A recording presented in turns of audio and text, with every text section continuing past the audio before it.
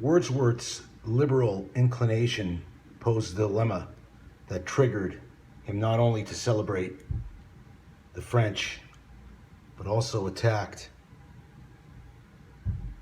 due to the violent acts of death he wrote in his prelude.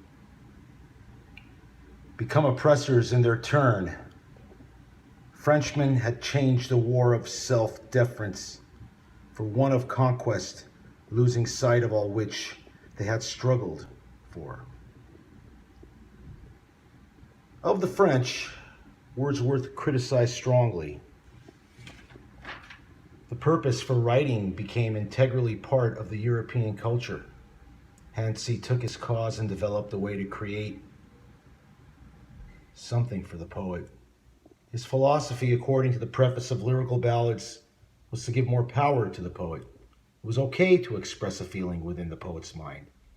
It was a spontaneous action observed in nature, Wordsworth thought. This idea was contrary to the belief of the many 18th century writers, critics, and poets who regarded poetry as primarily an imitation of a human form, of a human life. Therefore, the poet made judgment by external events rather than what he felt internally about a sudden reaction of a moment or a movement.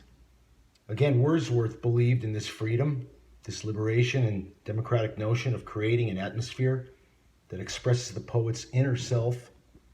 This ties in with the European newfound freedoms constituted through the Declaration of the Rights of Man, thus thrusting, or rather the thrust of Wordsworth came from the celebration of the freedom of man.